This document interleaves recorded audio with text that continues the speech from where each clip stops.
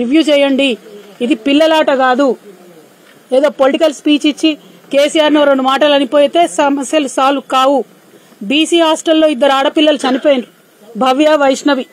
వాళ్ళిద్దరికి న్యాయం చేయాలి, కనీసం ఇన్వెస్టిగేషన్ చేయాలంటే చేతగానటువంటి ముఖ్యమంత్రి రేవంత్ రెడ్డి గారు ఇవాళ 2 బిడ్డల ఆడపిల్లల తల్లిదండ్రులు వచ్చి ధర్నా చౌక్ దగ్గర ధర్నా చేస్తా ఉంటే వాళ్ళని ధర్నా చేయనీయకుండా అరాచకంగా పోలీసులు తీసుకుపోయి అరెస్ట్ చేసిండ్రు. కేసీఆర్ గారి పాలనలో ధర్నా చౌక్ లేదు, అవసరం రానియలేదు. ఎవరొచ్చినా కూడా మేము మాట్లాడినాం, ఎవరొచ్చినా సమస్య పరిష్కారం చేసినాం. పారిపోలే, మేము వెను చూపించి జరుగుతాయి సమస్యలు ప్రజా జీవితంలో. నిలబడాలే, నిజంగా పరిష్కరించినప్పుడే ప్రభుత్వం అయితే తప్పితే విమర్శ చేసే ప్రభుత్వం కాదు. నిన్న ఉద్యోగాలు ఇచ్చే దాంట్లో కూడా మొత్తం స్పీచ్ అంతా పొలిటికల్ స్పీచే. కేసీఆర్ ఇచ్చిన ఉద్యోగాలకు ఈయన నియామక పత్రాలు ఇచ్చి పొలిటికల్ స్పీచ్లు ఇష్టం వచ్చినట్టు మాట్లాడు. పర్వాలేదు, పాలిటిక్స్ చేసుకోండి, ముంగట పార్లమెంట్ ఎలక్షన్లు ఉన్నాయి మాకు తెలుసు. కానీ చిన్న పిల్లల జీవితాలతో దయచేసి ఆడుకోవద్దు. ఎస్సీ వెల్ఫేర్ హాస్టల్లో భువనగిరిలో 2 ఆడపిల్లలు అనుమానాస్పద పరిస్థితుల్లో చనిపోయినారు. ఇంతవరకు కుయ్యి లేదు, కుటుక్కు లేదు, సప్పుడు లేదు ప్రభుత్వం నుంచి. ఏం జరిగిందో తెలియదు, ఆ కేసు ఏమైతుందో తెలియదు. ఆనాడు తెలంగాణ ఉద్యమంలో ఇన్ని చావులు చూసినామంటే మళ్ళా 3 నెలల్లో ఇన్ని చావులు చూడడం నిజంగా ఒక తల్లిగా, ఒక తెలంగాణ బిడ్డగా అత్యంత బాధాకరమైనటువంటి సన్నివేశం. ఇది సిగ్గుచేటు. పరిపాలన చేతగానటువంటి ప్రభుత్వం కేవలం విమర్శలకు మాత్రమే, ప్రతిపక్షాల మీద ఆడిపోసుకోవడానికి మాత్రమే ముఖ్యమంత్రి గారు ఉన్నట్టుగా చేస్తా ఉన్నారు.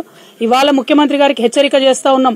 మీకేం పోయిందయ్యా? ఆ తల్లిదండ్రులు ధర్నా చౌక్ దగ్గర ఉండి కొంత 1 గంట సేపు వాళ్ళ బాధ ప్రపంచానికి పంచుకుంటే ఏం పోయింది మీకు?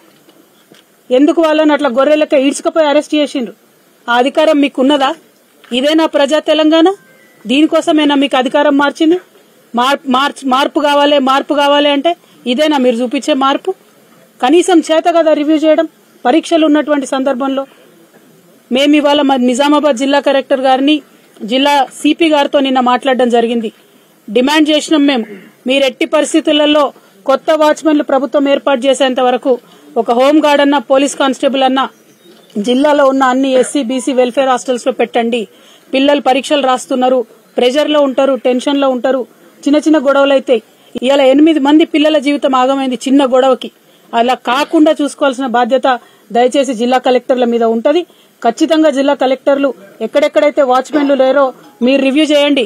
మీ ముఖ్యమంత్రి గారికి తీరిక లేదు, ఆయనకు పట్టి లేదు. పిల్లలంటే పిట్టల్లాగా పిల్లలు చచ్చిపోతుంటే పాలిటిక్స్ చేస్తున్నారు తప్ప ముఖ్యమంత్రి గారు పని చేస్తలేరు. కాబట్టి జిల్లా కలెక్టర్లను నేను రిక్వెస్ట్ చేస్తా ఉన్నాను. నిన్న నిజామాబాద్ జిల్లా కలెక్టర్ గారికి మేము మాట్లాడినాం. తక్షణమే వారు అక్కడ హోంగార్డ్ ని పెడతామని చెప్పినారు. కౌన్సిలర్ ని కూడా పంపించమని మేము చెప్పినాం. అదేవిధంగా ఇప్పుడు మేము వెళ్ళొచ్చినటువంటి కుటుంబం మన చాలా పేద కుటుంబం, తండావాసులు, భూమి కూడా లేనటువంటి గిరిజన కుటుంబం. కాబట్టి స్పెషల్ కేసు కింద ఆ ఇంట్లో తల్లికి పెన్షన్ ఇవ్వవలసిందిగా మేము డిమాండ్ చేస్తా ఉన్నాం. అట్లానే చనిపోయినటువంటి బిడ్డకి ఒక సోదరుడు ఉన్నాడు, ఆ అబ్బాయికి తక్షణమే జాబ్ ఇవ్వాలని నిన్న కలెక్టర్ గారికి మేము డిమాండ్ చేసినాం. ఈ రోజు పొద్దున ఆర్డర్ రావడం కూడా జరిగింది, సంతోషం.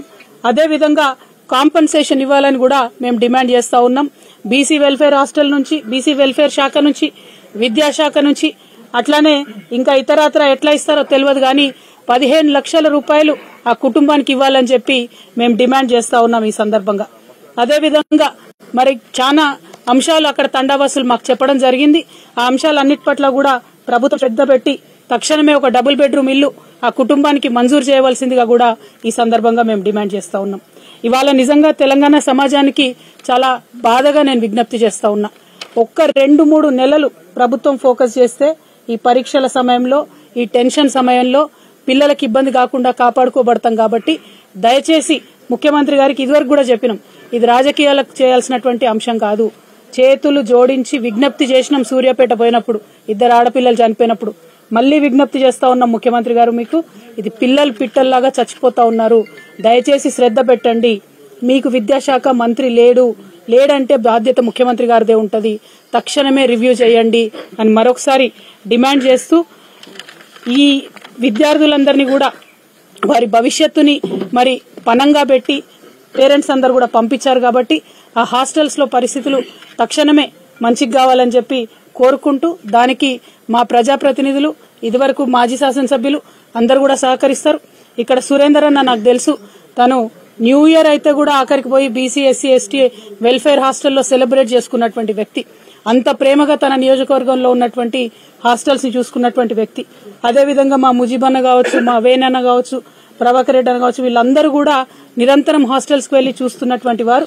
మరి వారందరికీ కూడా నేను విజ్ఞప్తి చేస్తా ఉన్నాను, మనం ప్రతిపక్షంలో ఉన్న ప్రభుత్వంలో ఉన్న బీఆర్ఎస్ పార్టీ కార్యకర్తలం అంటే నిరంతరం ఉద్యమ నాయకులం కాబట్టి, ప్రజలతో ఉంటాం కాబట్టి మన బాధ్యతగా ఈ ఎగ్జామ్స్ టైంలో పిల్లలకు మీరందరూ కూడా దయచేసి అండదండగా ఉండాలని చెప్పి నేను ప్రత్యేకించి విజ్ఞప్తి చేస్తూ మరి ఇంకా